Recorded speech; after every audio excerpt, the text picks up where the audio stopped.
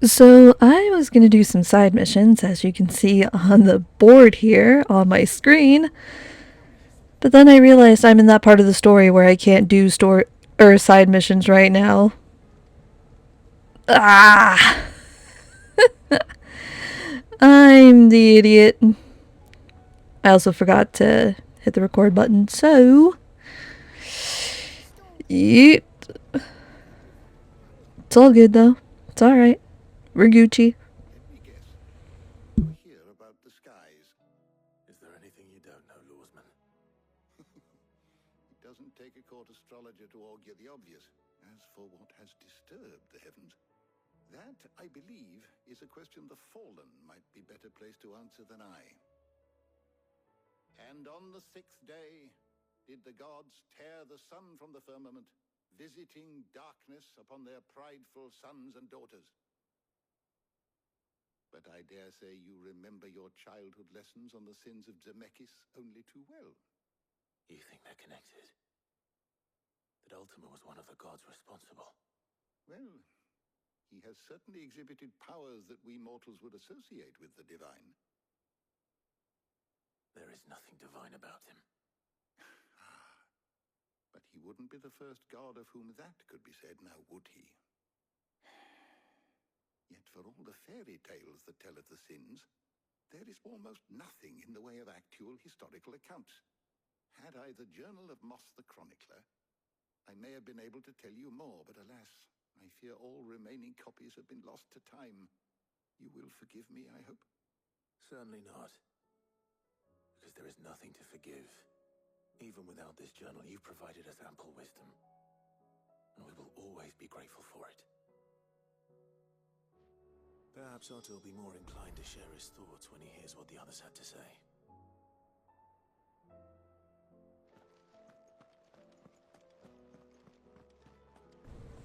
Alright, thank you for the notes, Grandpa. I appreciate it. Let's go talk to Otto. Also, if my voice sounds a bit different, it's because I'm super tired today.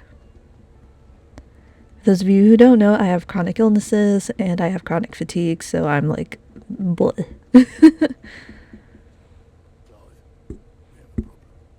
Only one. That would be a first. It would. Actually, there are three. We had as many owls arrive while you were at the shelves. Martha's got a cashier at her gates, and talk of monsters roaming the hills outside of Northreach has put the wind up Isabel and her lot. And don't forget Dalimil. Lubor says the village was raided by bandits. When it rains... It fucking pours. The curse breakers are spread thin, taking stock of the damage in the Dominion. And even if I could get word to all of them, I doubt they'd get here in time to make any real difference.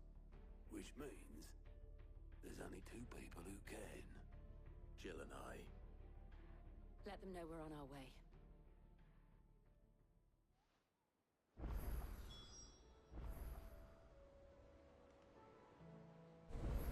Alright, so I'm actually not sick. It sounds like I'm sick, but I'm not sick. I'm just super tired today. And I still have a lot to do before next week, because if you guys haven't visited my community tab, I'm having surgery next week. Just a small minor biopsy, but I am taking a week off just to make sure I'm okay. So I'm trying to get all these videos recorded for you guys.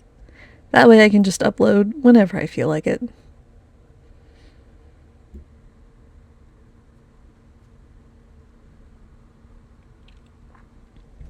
I was gonna try and do some side missions before all this, but again, I'm at that part of the story where it was like, nah, denied. You let all of these things piled up and now you can't do them. Way to go.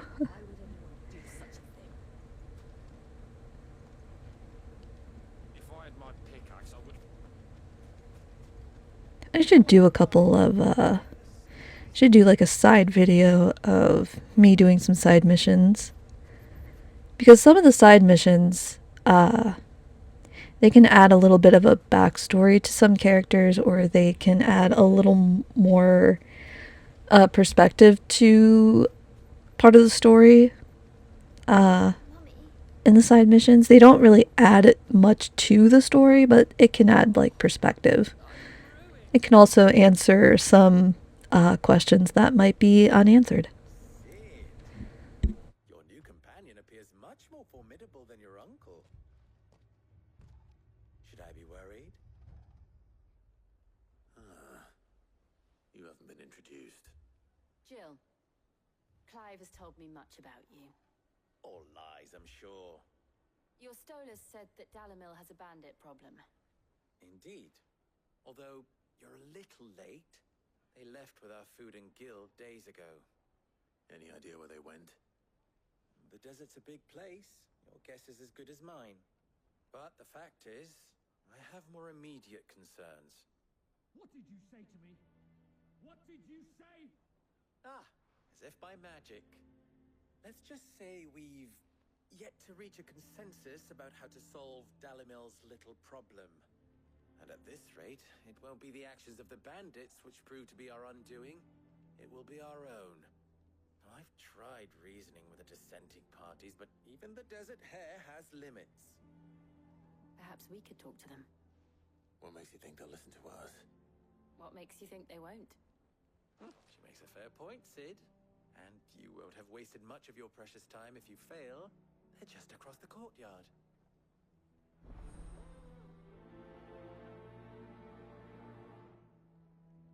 Suppose we just follow the shouting.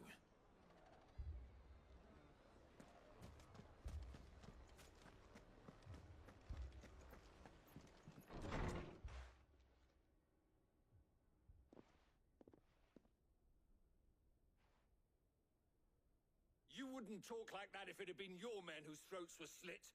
Blood for blood, it's the only way. We hire mercenaries and have them mount the bandits' heads on our walls as a lesson to the rest. And what happens when those mercenaries are slaughtered like your men? Are you going to hire more?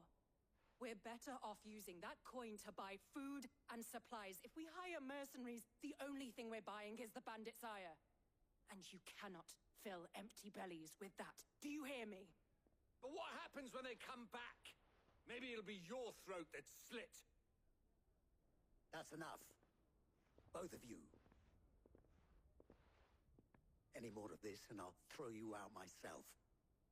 Come back when you're ready to talk like adults.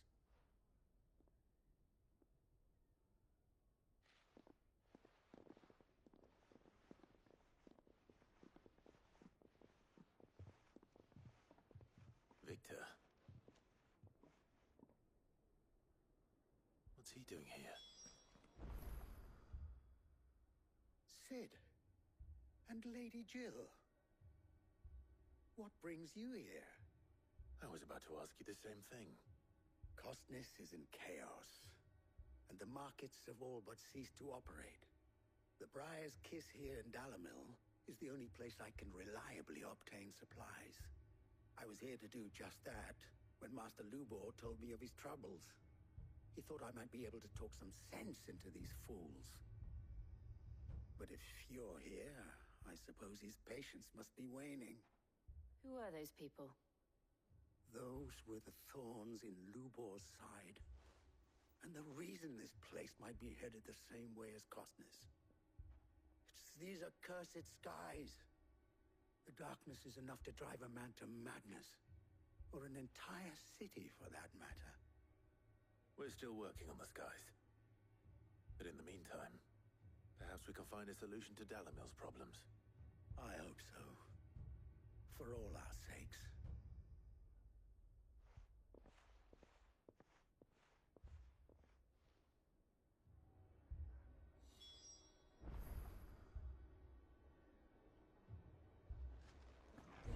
Excuse me, Torgal.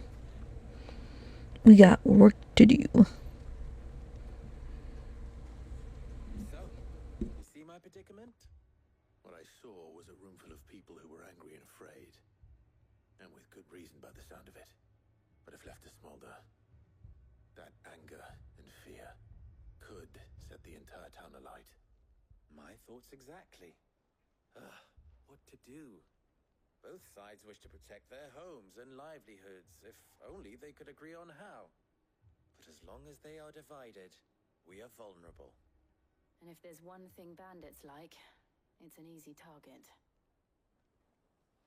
What would Sid the Outlaw suggest? Well, if it were my namesake, he'd let them choose for themselves and be on hand to pick up the pieces when it all went wrong. That sounds like a recipe for disaster.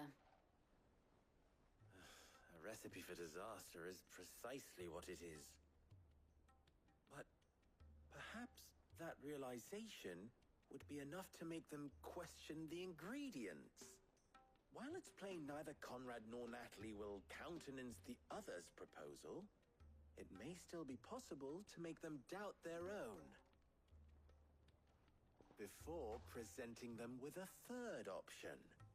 And that would be? To pool our resources and save the city ourselves. Why fight each other When all that fear and anger can be directed at the bandits. It appears we have a plan of action. Victor, pay Conrad a visit. See if you can't convince him of his folly. I'll speak with Natalie. As you wish. Your faces are not well known in this town. That may prove useful. Don't worry, Victor and I will do most of the talking. You need only play along. Play along? What he means to say is yes.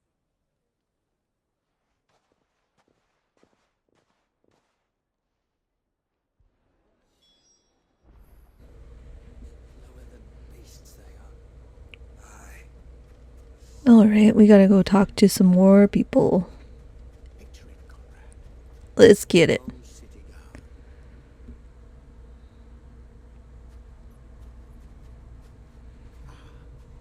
Here she is. The Lady of the Spear herself.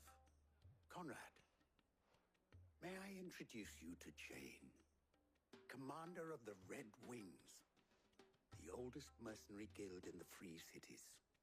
A pleasure, my lady. The pleasure is all mine. As I told you, I summoned the commander here from Canberra to inquire about a contract. Victor says you told him no. That there aren't any men left to hire. Is that true? True as the crystals cracked. Nobles came and claimed every last one worth his salt. And not just from us Red Wings. You know of the 7 high houses. There must be 2 score swords assigned each one. Granted, we have a few boys left. If it's boys you're looking for. Well, Conrad, are you saying that Dalamil's finest cannot defend this town better than a gaggle of unblooded striplings? That a band of beardless youths could better avenge the deaths of your brave men than you yourselves? Absolutely not. We'll show those bastards who they're dealing with.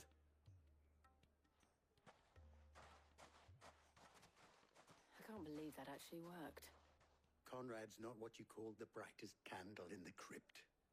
And there's a reason why I had you do the talking and not Sid. Well played, my lady.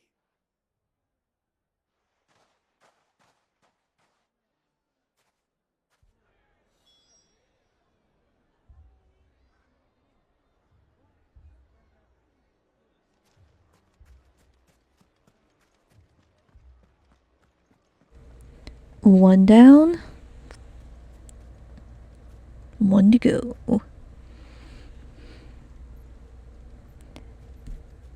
These next few videos, or this one and the next couple, are going to be very dialogue heavy. Here he is now.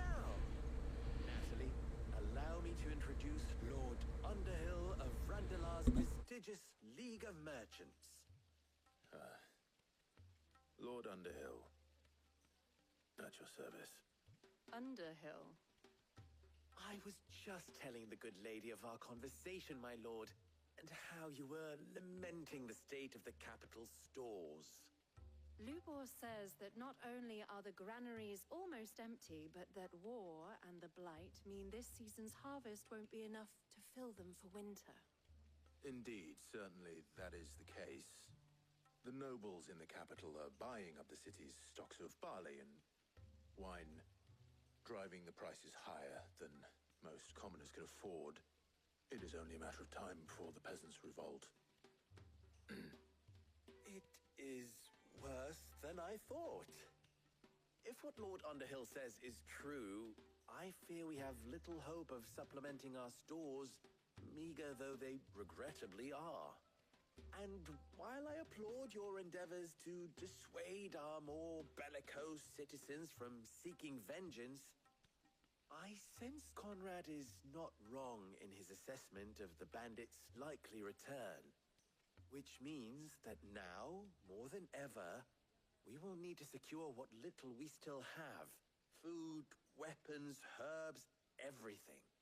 If our humble town is to endure not only this hardship, but those that are certain to follow, we must stand united. All right. If it will help to protect my home, I'll do it. But you needn't have gone through this charade.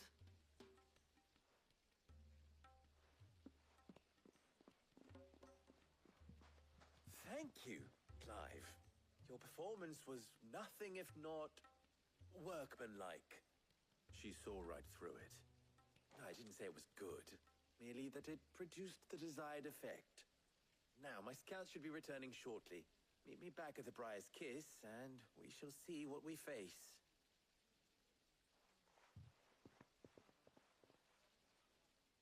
I'm not convinced our roles in this ruse were entirely necessary. Alright, so by dialogue heavy, I mean like story dialogue, not like me dialogue. I'm gonna be chilling like a villain off screen while everybody chit-chats. Good news, Sid. Both Conrad and Natalie have somewhat gracefully accepted their new roles. With time, they may even learn to. Time no longer appears to be the luxury it was before lunch. I take it your scouts found the bandits. Technically, it would be the bandits who found my scouts. It appears they march for Dalamil as we speak. All of them. You're not serious. They don't just want food, they want the whole damn town.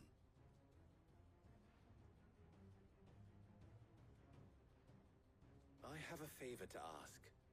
I'm told the bandits march in two groups, one from the south and one from the desert, in a move doubtless intended to stretch our already gossamer-thin defenses.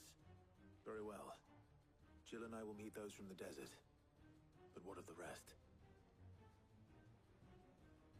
The rest, my friend, the city shall fight. Together. The stakes, I concede, are high. But if this does not unite Dalamil, nothing will. That is a lot of faith to put into those who had their hands around each other's throats but a moment ago. Then it will be for us to see that their hands are kept occupied. And I do mean us. I thought you might say that. We'll hold them off for as long as we can. And we will do the same.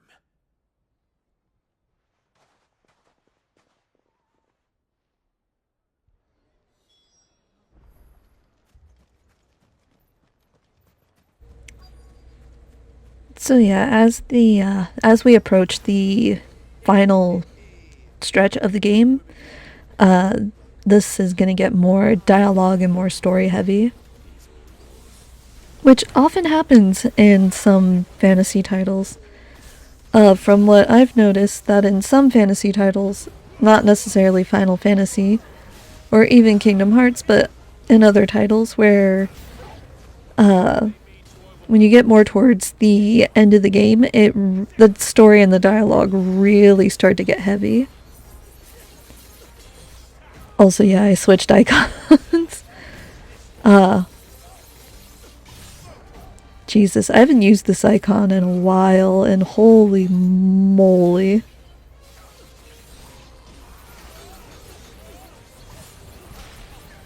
But yeah, as we get towards the end of the game, it's going to get more dialogue and story heavy. Especially if we're going to do all the late stage side missions. Which again, I'll do the majority of them off screen because there can be quite a lot of them and it can take a few hours to get through them all. But I will do a video, maybe, of a few side missions so you guys can kind of get a feel of what it's like. And as I said earlier, some of the side missions can answer questions about the main campaign or the main story, or it can just add to the story via backstory or some like little random tidbit about the characters.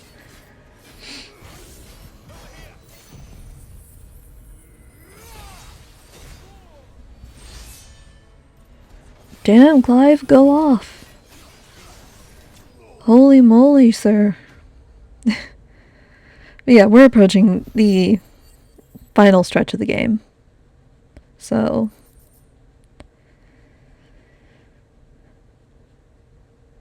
The townspeople. Could they have held out? I don't hear any fighting. What do you think? That we should hurry.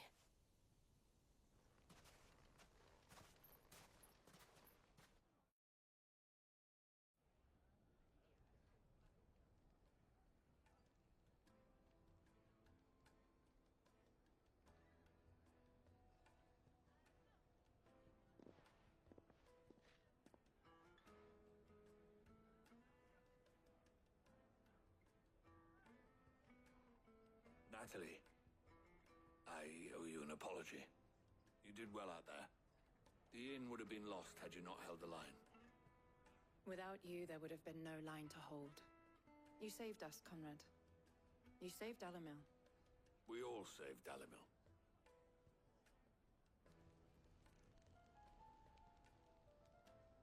Conrad seems to have had a change of heart.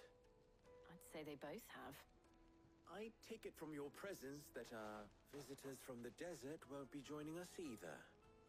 Pity. The plan worked, Sid. Granted, it only took an army of bloodthirsty bandits at our gate. Calm now, Victor. Why quibble over the details? We are united, and that is all that matters. As for you, Sid, you fight considerably better than you act. I'll take that as a compliment.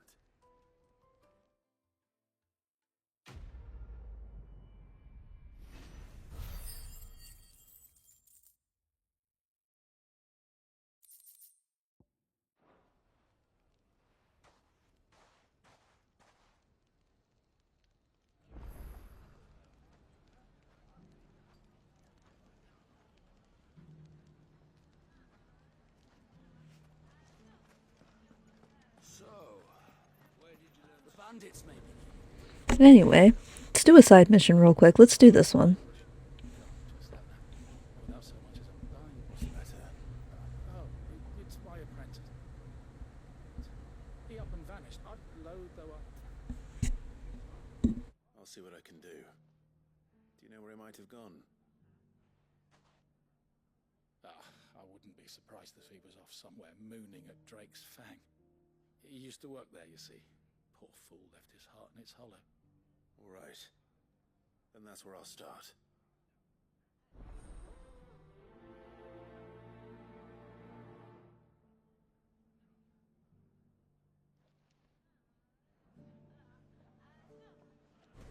I won't be able to do the side missions that are on screen until we finish with this part of the main story. So we're just going to tackle this one little side mission here real quick. We just got to go find this guy, and he's over here.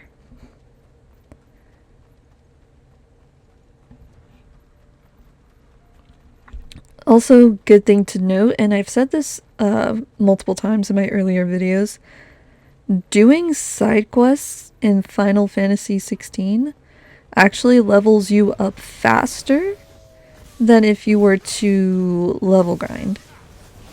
And by level grinding, I mean going off and facing as many enemies as possible. And just leveling up that way. Or taking on the monster missions, which the monster missions, once you unlock the mission board for it, you just go and hunt down a bunch of monsters, and again, that can also help level you up pretty quickly, but the side missions are the side missions are my go-to for leveling up pretty quickly, because holy moly, they give you a ton of EXP for whatever the reason. So I do recommend, even if you hate side missions with a passion, I just recommend doing them anyways in this game, because it will reward you pretty handsomely for it. Especially the fetch quests. So it doesn't hurt to run around and just do some extra stuff. Do your chores. Vacuum your bedroom. Dust your crusty ass ceiling fan. Wash the cat.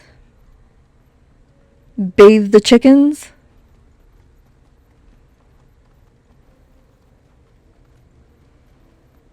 Feed the ghost.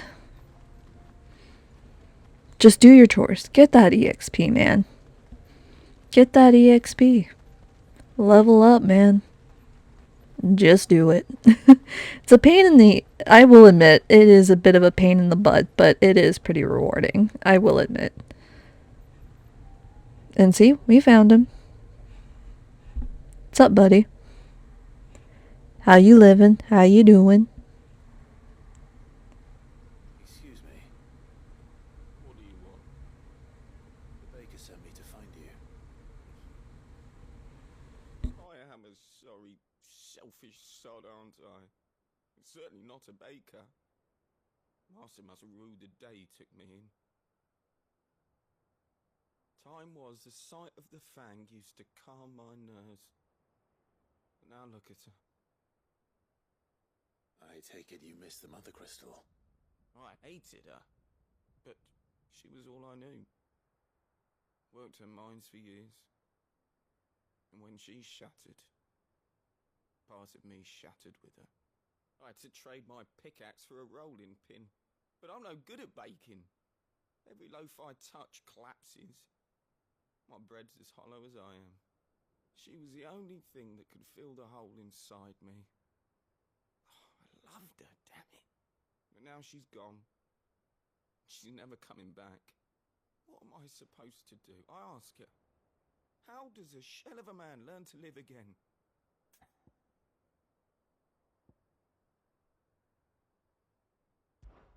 Try to remember the good times.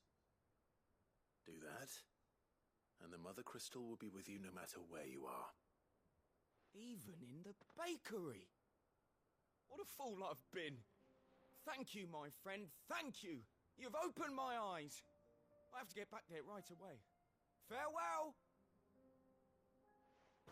Wait.